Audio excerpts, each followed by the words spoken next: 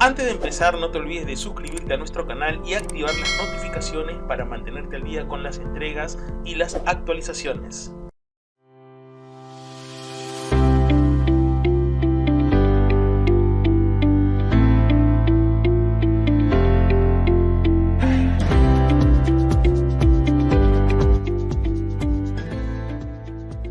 Los Rockefeller, primera parte. Temían las tentaciones de la riqueza, pero un visitante describió su propiedad como el sitio que Dios habría creado si hubiera tenido dinero. Amasaron una fortuna que agravió a una nación democrática y luego la repartieron, reformando Norteamérica. Fueron lo más cercano a una familia real, pero los Rockefeller rehuían al público, refugiándose tras los muros de su palaciego hogar en Pocántico, Nueva York.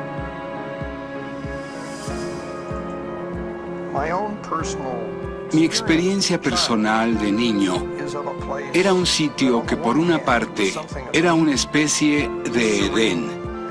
Era sereno y hermoso. Cuando crecimos, muchos de nosotros empezamos a percibir a Pocántico como una especie de prisión que nos apartaba del mundo exterior. La familia se sintió acosada por la controversia en torno a John D. Rockefeller, rey de Standard Oil. Visto como un cruel depredador, como la encarnación del mal, había creado un imperio industrial y una fortuna personal a un nivel que el mundo no conocía. El gran drama de los Rockefeller era manejar la riqueza, manejarla como un hecho físico, encargarse de esa fortuna que crecía día con día en una forma que no podían controlar. Pero también tenían que enfrentarse con este hecho como una cuestión moral. ¿Cómo se controla? ¿Cómo se controla uno mismo? En el drama de los Rockefeller, a John D. hijo le tocó un papel casi imposible. Aquí estaba el hijo de uno de los empresarios más controvertidos de Norteamérica, que tenía que hallar a base de carácter una forma para cambiar la imagen y la dirección de la familia sin repudiar abiertamente al padre que amaba. En su lucha por la redención y por la respetabilidad, John D. hijo llevaría a la familia al pináculo del poder norteamericano. Uno de sus hijos lucharía por el premio mayor, la presidencia, provocando en otra generación ira y hostilidad. Hay 1 millón de preguntas que tendrá que responder, señor Rockefeller, porque usted y sus hermanos son un problema para el país. Durante más de un siglo, la riqueza y la influencia de los Rockefeller atrajeron atención y sospecha, amenazando con dividir a la familia.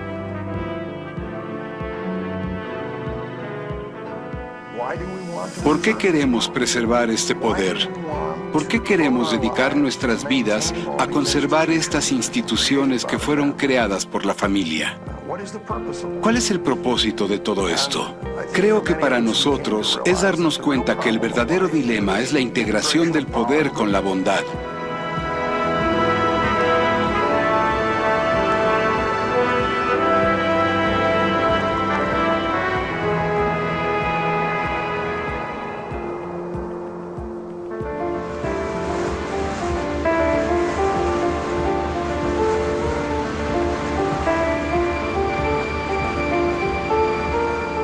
Octubre 9, 1901. El yate El Pato Salvaje zarpó de Providence, Rhode Island. A bordo iba uno de los hombres más ricos de Norteamérica, John D. Rockefeller y su familia. El barco se dirigía a una finca en Warwick Neck, al oeste de Narragansett. Pronto sus jardines acogerían a 500 huéspedes, los leones de la era dorada. En las puertas, los reporteros se congregaban para la boda del único hijo de Rockefeller, John hijo, con Abby Aldrich, hija de un poderoso senador de Rhode Island. Los guardias de Pinkerton se desplegaron para proteger a los huéspedes y los obsequios de boda. Tenían otra misión más peligrosa. John D. Rockefeller, fundador de Standard Oil, era el hombre más odiado de Norteamérica, descrito como monstruoso, perverso y cruel. Rockefeller era acosado por reporteros, perseguido por extraños que pedían dinero. Empezó a guardar un revólver junto a la cama. Había habido amenazas de secuestro contra su familia y advertencias de bombas destinadas al hogar de los Rockefeller.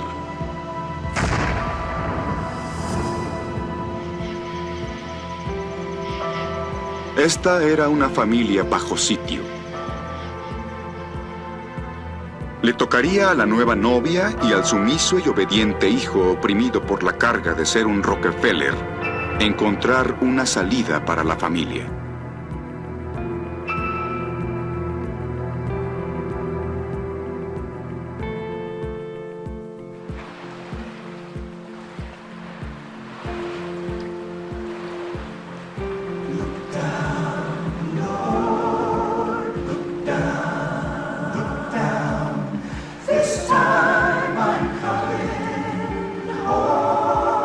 A principios del siglo XIX, llamaban a esta zona de Nueva York el Distrito Ardiente. No por las llamas, sino por el fuego del infierno, por la llamarada del evangelismo cristiano. Los predicadores exhortaban a una vida de trabajo, de oración y buenas acciones para crear el reino de Dios en la tierra. Fue en medio de este fervor evangélico que John Davidson Rockefeller nació en 1839, el segundo de 5 hijos. Su madre, Eliza Davidson Rockefeller, era muy religiosa, estricta, disciplinada. Aún de joven, no era afecta a risas ni sonrisas. Pero un día tuvo un momento fatal de debilidad. Cuando William Avery Rockefeller apareció en el umbral vendiendo baratijas, llevaba una pequeña pizarra que estaba atada al ojal y en la pizarra había escrito "Soy sordomudo". Esto era parte de su rutina. Y Eliza, contrario a su costumbre, quedó deslumbrada con este encantador bribón y de hecho en su presencia dijo: "Me casaría con él si no fuera sordomudo". Era un sinvergüenza. Aparentemente un truán encantador en persona y ciertamente hechizó a Eliza. Y aparentemente a muchas otras mujeres también, como corresponde a todo truán. A diferencia de su esposa, William Avery Rockefeller se mantuvo alejado de la iglesia. Era un ambulante, un vendedor que vendía falsos remedios en un vagón en la frontera oeste. La gente cuchicheaba sobre su vida. Lo llamaban el diabólico Bill. Iba y venía a su gusto, nunca con previo aviso. Desaparecía durante meses, tenía crédito en la tienda. Un invierno acumuló una deuda de $1,000 que en el siglo XIX era una enorme suma de dinero. Pero luego regresaba muchas veces por la noche para que la gente no supiera de dónde venía. Y contaba historias de sus proezas que nunca eran tan precisas como para saber lo que había hecho o dónde lo había hecho.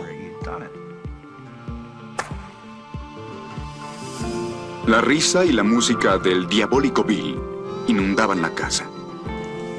Manejaba fajos de dinero, vistiendo ropa nueva y elegante. Una vez apareció con un vistoso mantel hecho con billetes de banco. Tuve una preparación peculiar en casa, John D. comentó sobre su infancia. Parecía adiestramiento en negocios desde el principio. Bill Rockefeller confesó a uno de sus vecinos: "Hago negocios con mis hijos y siempre intento engañarlos para que aprendan". A John D. no siempre le gustaban esas lecciones de negocios, pero aprendía. Su padre le prestaba dinero, a la tasa de interés imperante. De pronto le exigía el pago sin previo aviso para comprobar que su hijo guardaba dinero. Con el diabólico Bill, John D. descubrió la emoción de arriesgarse en grande, el encanto del dinero. Elisa le enseñó las costumbres de su fe cristiana: ahorro, trabajo y absoluto autocontrol. Era como un pequeño adulto. Cuando iba a la escuela, los estudiantes le decían el señor seriedad. Y aunque tenía un maravilloso sentido del humor, que era muy incisivo, casi siempre se comportaba con rigidez, gustaba del orden al igual que su madre. Todo se hacía siguiendo un programa. Había una recompensa por un buen comportamiento y sacrificio por uno malo. En 1849, el mundo se desintegró para la familia Rockefeller. Bill fue acusado de violar a una sirvienta que había contratado para trabajar en casa. En lugar de enfrentar los cargos, huyó, dejando a la familia sola para enfrentar el escándalo. Fue un momento de intensa vergüenza para el niño John.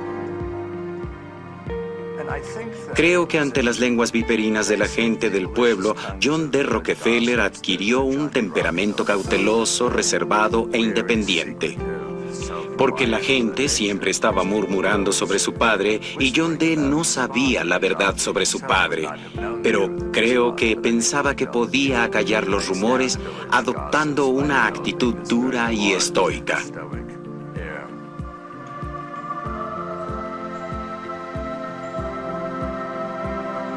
Elisa y sus 5 hijos se refugiaron en la iglesia bautista. Cada domingo, cuando la bandeja de la colecta pasaba, instaba al joven John a donar su poco dinero. Llegó a asociar la iglesia con la caridad. Un predicador bautista lo alentó a ganar tanto dinero como pudiera, para luego donar tanto como pudiera. Fue en ese momento cuando Rockefeller admitió que el plan financiero de mi vida se formó. Pero el sonido de las monedas en la bandeja aún llevaban el toque del diabólico Bill. John D. llegó a asociar el dinero con esas raras veces en las que el padre llegaba a casa cargado de dinero del camino, cuando los Rockefeller funcionaban como una familia. Y creo que el hecho de que John D. creciera en esa situación perpetuamente inestable, preguntándose cuándo llegaría su padre a casa, preguntándose si podrían pagar las deudas de la tienda, creó a una persona con una necesidad anormal, no solo de gran cantidad de dinero, sino de una constante seguridad. Alguien que no gustaba de las sorpresas. Alguien que quería controlar el azar y burlar al destino.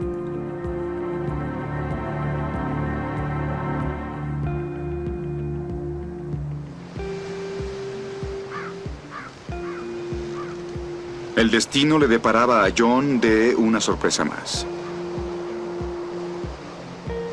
Descubrió que su padre se casó por segunda vez con un nombre falso. Para proteger a su madre de la vergüenza, John mantuvo la bigamia en secreto. Para seguir con su doble vida, Bill mudó a la familia a Cleveland. Luego desapareció otra vez, dejándolos solos en la nueva ciudad. Y esto hizo que las relaciones entre John D. y su padre se enfriaran. Creo que a la larga, el efecto fue que John decidiera llevar una vida tan diferente a la de su padre como pudiera, sin abandonar las cosas que consideraba valiosas y que su padre le había enseñado, como los negocios. John deseaba ir a la universidad, pero dejó la escuela y empezó a buscar trabajo para mantener a la familia.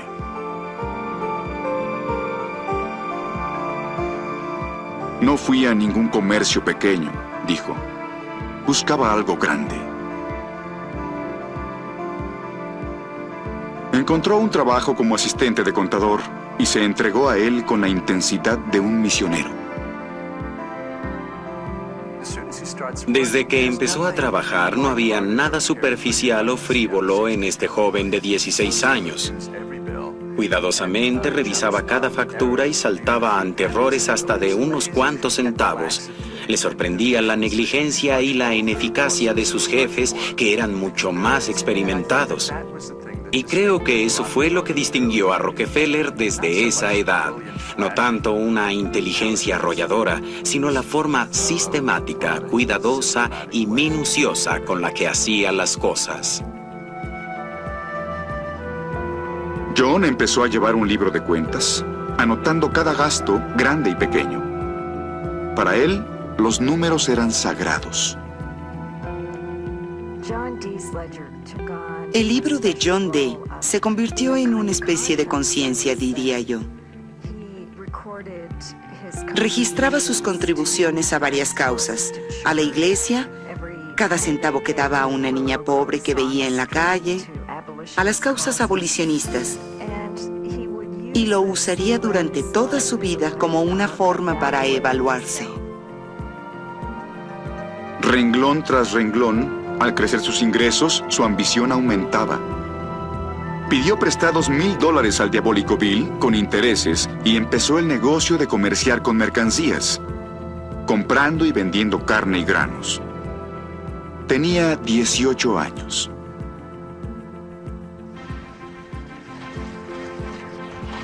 Un año después, eso grande que buscaba apareció, en los remotos bosques de Pensilvania. Petróleo, para lubricar la maquinaria de las industrias de Norteamérica. Petróleo para propiciar el crecimiento. Las noticias del hallazgo causaron el pandemonio cuando miles de especuladores llegaron a la región. De pronto, los forajidos desforestaron los bosques, instalando miles de endebles torres, esperando hallar el oro negro. Mientras el petróleo salía a borbotones, surgían increíbles historias de fortunas instantáneas.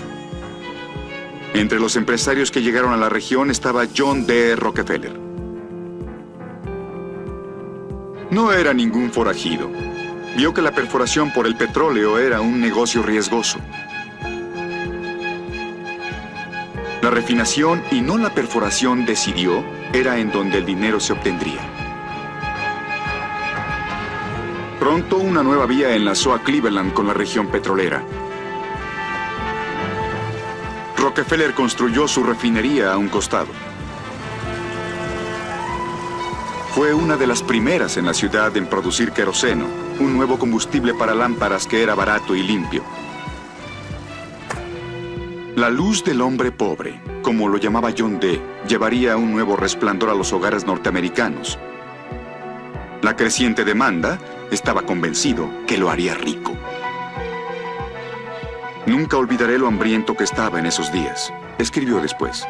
Subía y bajaba por los techos de los vagones apresurando a los chicos. Obsesionado con el negocio del petróleo, dominó cada detalle desarrollando nuevos productos para vender. A los 25 años, su refinería era una de las más grandes del mundo.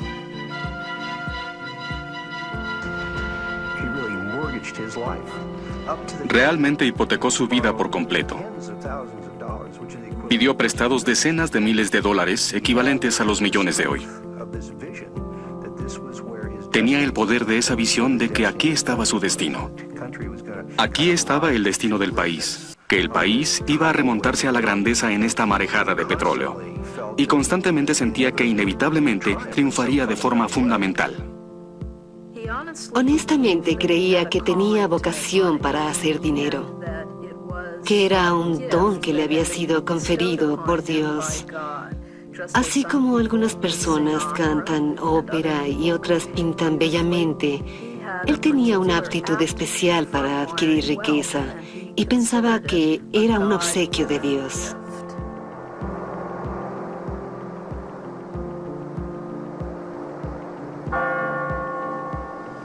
John D. cultivaba su fe con tanto esmero como sus negocios.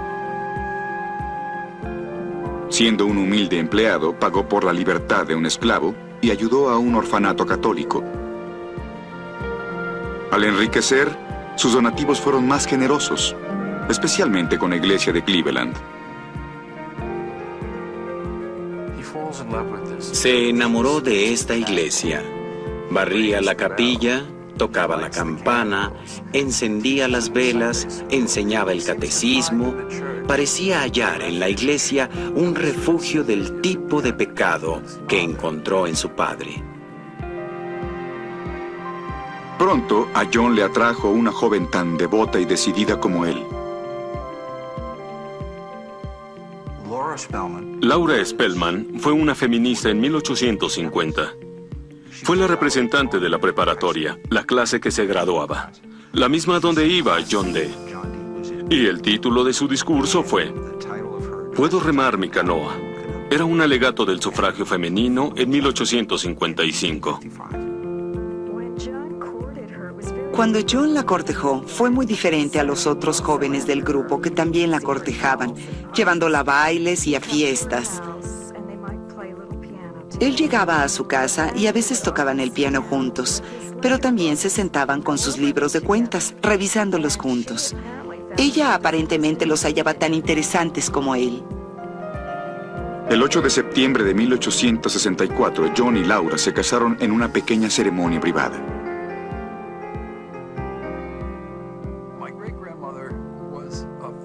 Mi bisabuela era una persona que tal vez llevaba un poco de infierno y fuego en su filosofía, que básicamente creía que por tus acciones irás al cielo.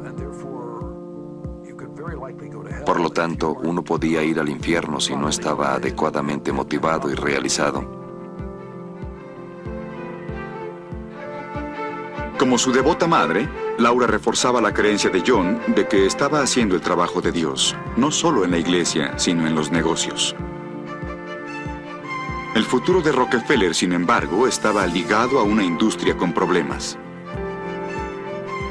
Tantos pozos se abrían, se lamentaba, que el precio del petróleo seguía cayendo, pero continuaban perforando. Vio una industria plagada por la sobreproducción y su propio éxito amenazado por lo que describía como una ruinosa e implacable competencia. John D. era muy astuto y lo suficientemente analítico para darse cuenta que para encontrar la forma de salvar su empresa y su recién adquirida fortuna, tenía que hallar una solución para toda la industria. Fue en ese momento que John D. empezó a concebir la industria petrolera como un gran mecanismo interrelacionado. Y no se podía cambiar solo un componente, había que controlar toda la maquinaria. En un movimiento que transformaría a la economía norteamericana, Rockefeller empezó a reemplazar a un mundo de petroleros independientes por una compañía gigantesca controlada por él. En 1870, pidiendo a los banqueros más préstamos, formó la Standard Oil de Ohio. Al año siguiente, calladamente aplicó lo que llamó Nuestro Plan, su compañía para controlar la volátil industria petrolera, con efectos devastadores. Rockefeller sabía que la refinería con los costos más bajos de transportación pondría a sus rivales de rodillas. Formó una alianza secreta con ferrocarriles, llamada Compañía Mejoras del Sur. A cambio de grandes y constantes envíos, Rockefeller y sus aliados aseguraron tarifas de transportación más bajas que las de sus perplejos competidores. Aida Tarbell, hija de un petrolero, después recordó cómo hombres como su padre luchaban por comprender los acontecimientos. Un inquietante rumor empezaba a correr por las regiones petroleras. Escribió: las tarifas de carga subían. Además, todos los miembros de la empresa Mejoras del Sur, una compañía desconocida hasta entonces, estaban exentos. Nadie esperó a conocer la opinión del vecino. En boca de todos solo había una palabra, y esa era conspiración.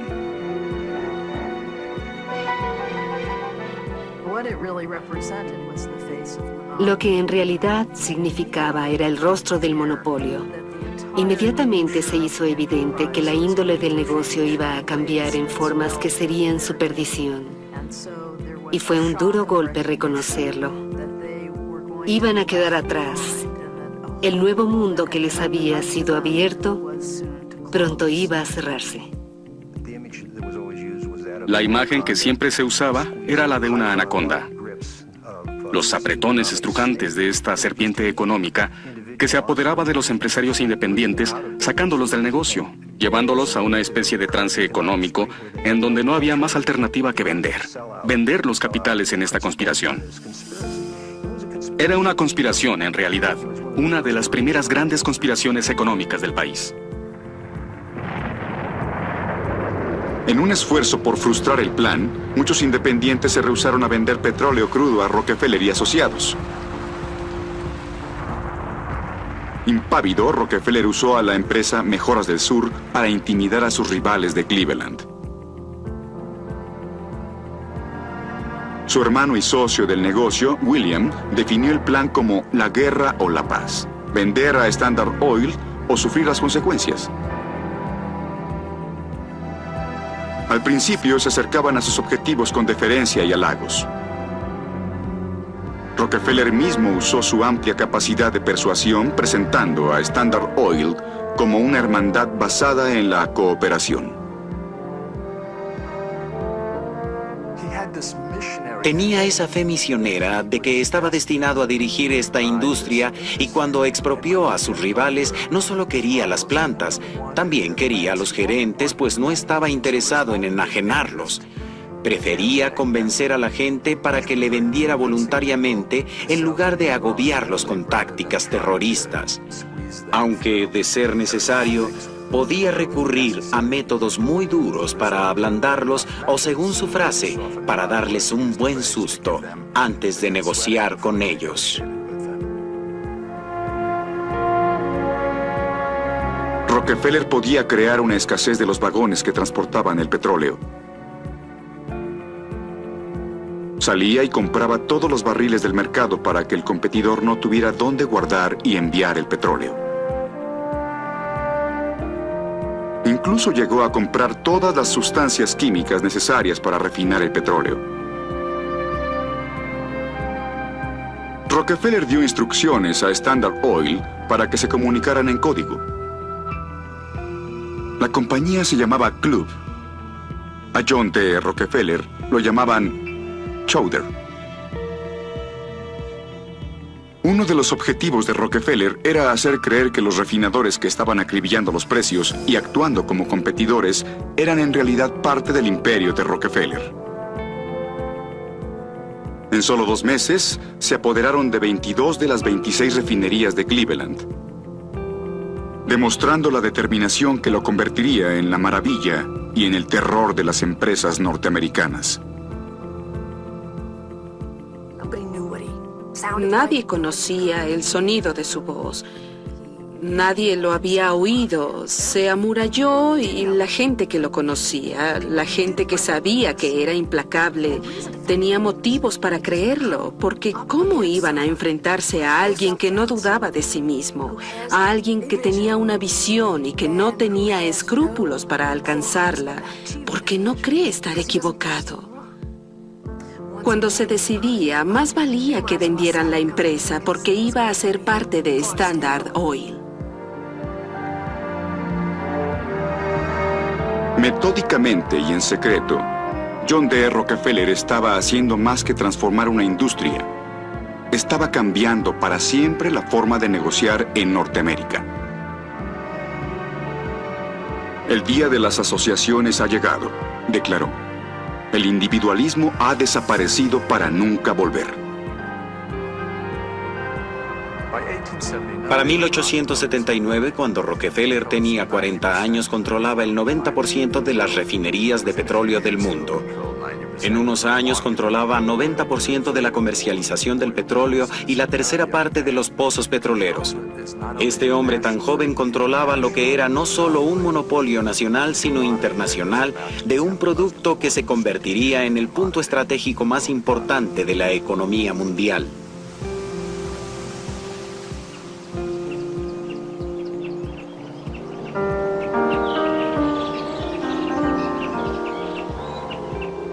Rockefeller gozaba el tiempo que pasaba con Laura. Después del nacimiento de su primera hija, Elizabeth, se mudaron a la avenida Euclid, el barrio millonario de Cleveland. Aunque Rockefeller podía haber comprado cualquier mansión de esa calle, a propósito escogió una casa más modesta, en donde sus otros hijos nacieron. Alta, Edith y su único hijo varón, John hijo. Convencido que la riqueza lleva al pecado, Rockefeller, uno de los hombres más ricos de Norteamérica, enfrentaba la difícil tarea de criar a sus hijos.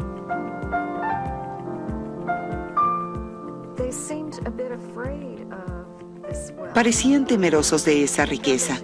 Sentían que debían seguir viviendo como en el pasado, con ropa muy sencilla, con los niños compartiendo sus juguetes, ganándose su gratificación, ya que esto era una parte importante para formar el carácter y llevar una vida virtuosa, que en cierta forma ceder ante el lujo podría descarriarlos.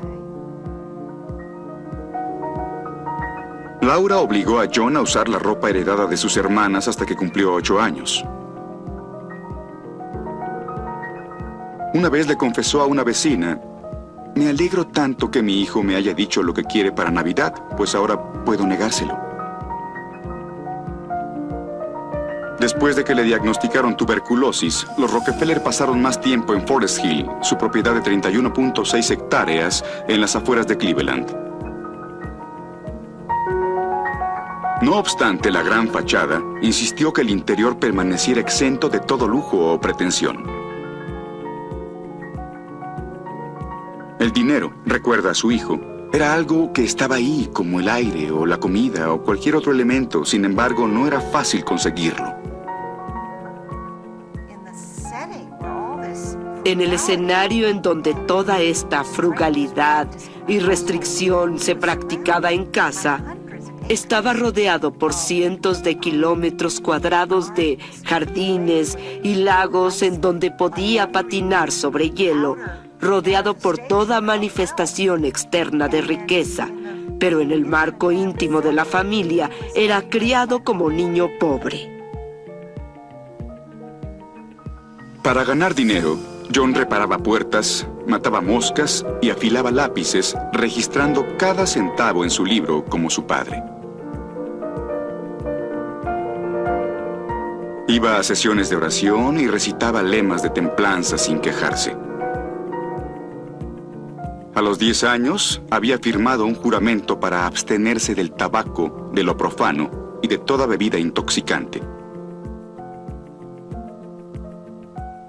John y sus hermanas continuamente eran alentados por su madre para limpiar sus almas del pecado. Cada domingo por la tarde, Laura se sentaba con los niños y analizaban lo que ella llamaba sus malas acciones de la semana. Y eso eran los pecados principales. Y la idea era examinar lo que habían hecho y básicamente pedir perdón y analizar cómo podían mejorar su comportamiento la siguiente semana.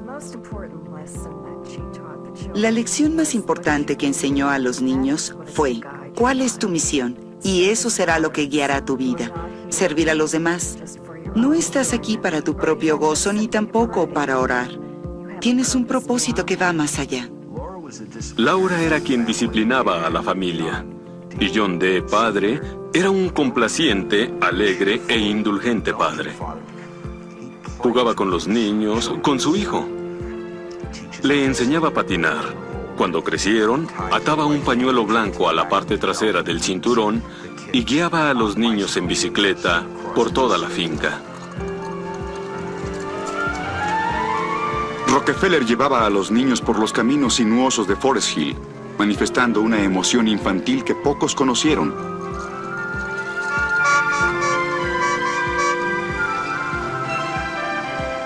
Le gustaba jugar, fascinando a los niños con audaces maniobras, repentinos empujones e inesperados virajes, seguidos por gritos de alegría cuando ganaba.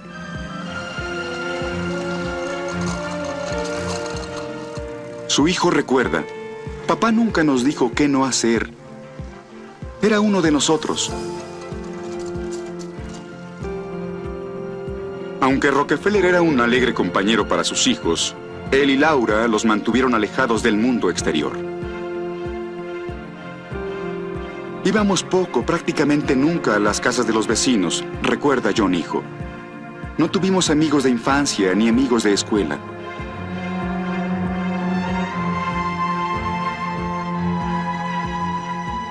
La austeridad inculcada a John D. por su madre Elisa aún reinaba en la familia Rockefeller. A los 76 años, inmóvil por una apoplejía, murió con su hijo mayor a su lado. Nunca supo que su marido tenía otra esposa. Rockefeller esperaba que su padre asistiera al funeral. Cuando Bill no apareció, fue la última gota. El día antes del funeral de Elisa, John D. dio instrucciones al predicador para que hablara de su madre como una viuda. Era parte de su venganza, estaba eliminando a su padre de su vida. Y nunca lo perdonó. Dio una clara impresión a otras personas años después de que su padre había muerto.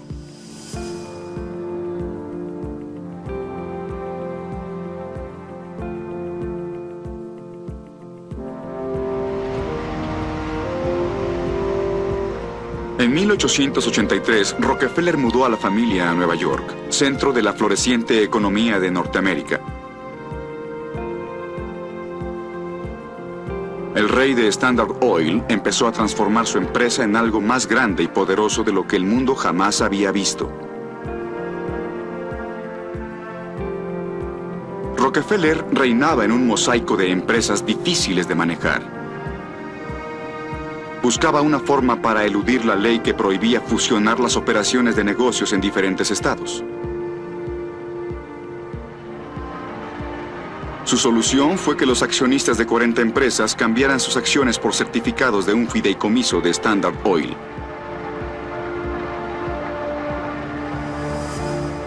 El fideicomiso se convirtió en una corporación de corporaciones. Rockefeller concibió un ingenioso blindaje legal.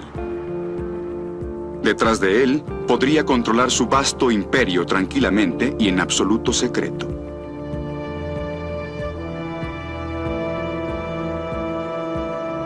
En 1885 mudó a Standard Oil a una imponente fortaleza cerca de Wall Street. El 26 de Broadway se convirtió en la dirección de negocios más famosa del mundo. También era un odiado símbolo de un monopolio tan poderoso que ninguna ley parecía poder controlarlo. Los pequeños negociantes, los norteamericanos de clase media, la gente que era independiente, que creían que el trabajo duro y el esfuerzo decidido eran el camino del éxito, veían a las corporaciones como Standard Oil de magnitud sin precedentes y sentían temor, y esa sensación imperaba y la hostilidad era intensa. Rockefeller se veía como un profeta de un nuevo orden. Él lo llamaba cooperación. Sus críticos lo llamaron monopolio. Su compañía sería la primera gran corporación multinacional, eficiente y estable, con vastas economías de escala. Durante los primeros 20 años de Standard Oil, John D. Rockefeller consiguió bajar el precio del queroseno de 23 centavos el galón a 7 centavos el galón y logró mejorar la calidad del producto. Al mismo tiempo, era un monopolista, un duro y a veces poco escrupuloso monopolista, pero también era un astuto y emprendedor empresario. Nunca le complacía nada y era una de las razones para justificar los duros métodos que empleaba. Rockefeller quería permanecer invisible, pero ejercía tal poder que se convirtió en un imán de la sospecha. Audiencias, investigaciones y juicios empezaron a desafiar el imperio de Standard Oil. John D. fue llamado a atestiguar en foro tras foro. Era un testigo difícil de atrapar, porque por un lado era verbalmente muy astuto en realidad, y agudo en relación a su capacidad para escuchar las preguntas. Cuando se le estaba investigando sobre la compañía Mejoras del Sur, por ejemplo, un interrogador dijo algo sobre la empresa Mejoras Sureñas y se aprovechó del error en el nombre y John D. dijo, no fui parte de eso. Un reportero describió el 26 de Broadway como una cueva de piratas, una guarida de asesinos del comercio. Los reporteros que evadían a los guardias de seguridad se topaban con puertas con cerrojos especiales. El truco era girar el borde con el pulgar y el índice antes de girar el botón. Si el intruso no conocía el secreto, podía quedar atrapado entre dos puertas.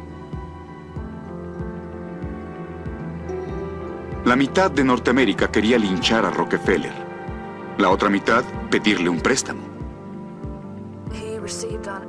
Recibía un promedio de 50 a 60,000 cartas al mes, pidiendo ayuda. Docenas de personas lo seguían por la calle. Literalmente, multitudes llegaban a las oficinas de Standard Oil, esperando que saliera. Niños pequeños, increíblemente delgados, llorando en las calles. Rockefeller se sentía abrumado. Para 1889, John D. estabilizó su fortuna en más de 40 millones de dólares. Siempre había sido un hombre generoso, pero al mismo tiempo odiaba desperdiciar un centavo. Contrató al reverendo Frederick Gates, un ministro bautista, para ayudarlo a crear nuevas reglas de filantropía. John D. empezó formalmente a reconsiderar no solo los vehículos, sino los propósitos de la caridad como una forma de rehacer la sociedad y no para mejorar el mal.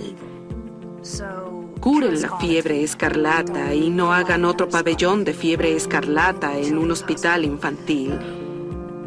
Encuentren una forma más productiva para cultivar el maíz en lugar de hacer un comedor de beneficencia.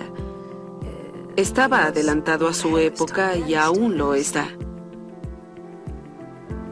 En los próximos años, Rockefeller apoyó la educación de la mujer negra en la Universidad de Spelman, en Atlanta.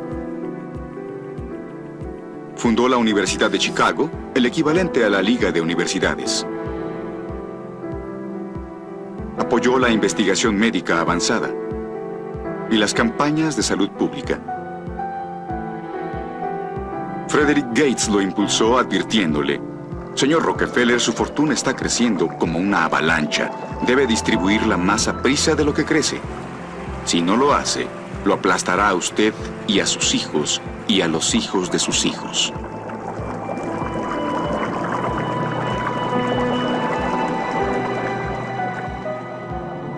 Tenso por las demandas por hacer dinero, Rockefeller ahora se tambaleaba ante las presiones para distribuirlo. Investigué y trabajé hasta casi caer en la depresión, dijo, abriéndome paso en el cada vez más amplio mundo de la filantropía.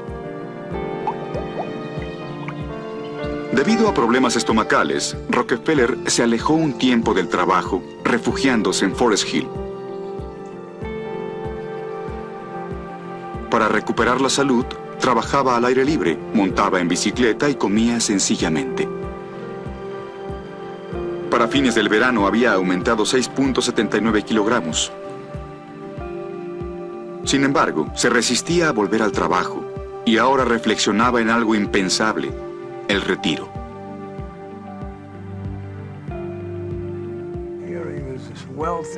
Ahí estaba ese hombre adinerado, con gran poder. Y a los 50 años renunció a todo. En la historia nunca supe de alguien que hiciera algo así y fuera feliz sin eso. Tenía una increíble integridad y confianza en sí mismo. El poder, el dinero, la posición ya no eran importantes para él. En 1897, John D. Rockefeller se retiró de Standard Oil, conservando la presidencia solo de nombre. Ningún aviso público se hizo. Pocos norteamericanos sabían que el hombre que creían responsable de manejar una de las empresas más poderosas de la Tierra había entregado las riendas. Cuando se le preguntó por qué Rockefeller conservaba el título, uno de los directores explicó: tenía que hacerlo. Unos procesos estaban pendientes en los tribunales y le dijimos que si alguno de nosotros tenía que ir a la cárcel, él tendría que ir con nosotros.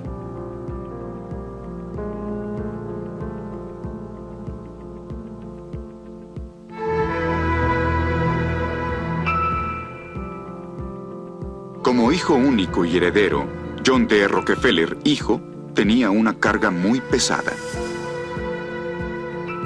Desde pequeño se le enseñó que las responsabilidades de la fortuna familiar y el nombre quedarían a su cargo.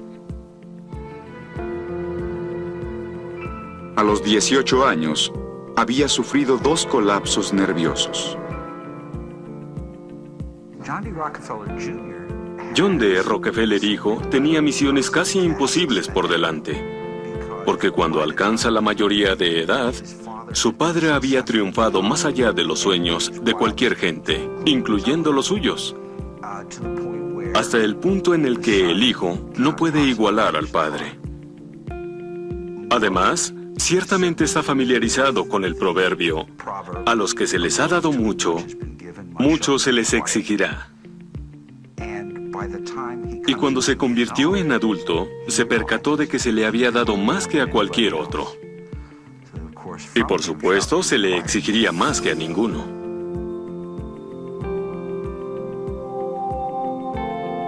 Totalmente consciente, John ingresó a la Universidad de Brown en septiembre de 1893. Anotaba todos sus gastos en un libro y remendaba su ropa.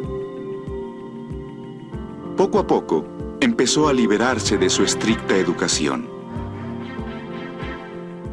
Por primera vez en su vida, fue al teatro, disfrutó partidos de fútbol y una vez fumó una cajetilla de cigarrillos. Para horror de su madre, aprendió a bailar. Pronto conoció a Abby Aldrich, una joven de Providence impávida ante su nombre o dinero.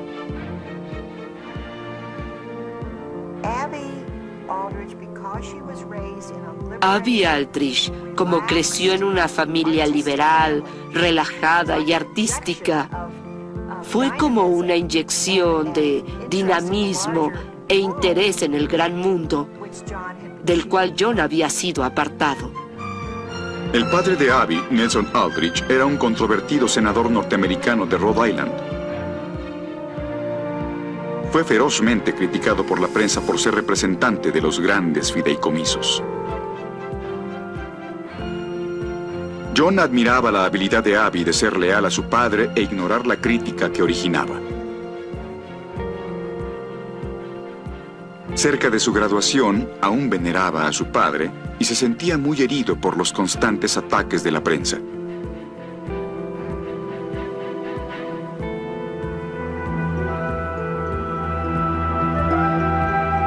En 1897, al salir de la universidad, John fue a trabajar a Standard Oil. Mi único pensamiento desde que era niño, después recordó, era ayudar a mi padre. Cuando llegó ahí, nadie se molestó en decirle cómo se esperaba que ayudara. Le dieron un escritorio, un salario y diversas tareas, pero nadie le dijo lo que se esperaba de él. Tenía que descubrir por sí mismo cuál era su sitio en el mundo. Y tal vez eso era lo que su padre pensaba, dejarlo encontrar su propio camino. Pero en este caso, le hizo la vida más difícil al hijo. Ansioso por triunfar en algo, John decidió invertir. Confió en el consejo de un turbio especulador de Wall Street. De pronto, el cauteloso hijo perdió $1 millón del dinero de su padre. Fue a ver a su padre con lo que debió ser una terrible sensación en el estómago. Su padre reaccionó muy pacientemente. John de padre le hizo muchas preguntas y en lugar de regañarlo o reprenderlo, al final le dijo: «Está bien, John, yo me hago cargo». Vio que su hijo estaba flagelándose por el incidente y no había necesidad de castigar a un hijo que estaba castigándose a sí mismo. Temiendo que la inmensa fortuna abrumaría a su hijo, John padre le pidió a su hijo que se tranquilizara. Laura, sin embargo, lo presionó. «Eres el hijo del Rey de Reyes», le recordó, «y nunca harás nada que deshonre a tu padre, ni traicionarás al rey». John no sabía si debía casarse con Abby, y durante 4 años oró cada día por la ayuda divina. Gentilmente, su madre acabó con su agonía diciendo: «Por supuesto que amas a la señorita Aldrich. ¿Por qué no vas de inmediato y se lo dices?». Ese otoño, el liberal senador Aldrich invitó a sus huéspedes a una extravagante boda. En yates privados, la élite de la sociedad dorada arribó a su finca de Rhode Island.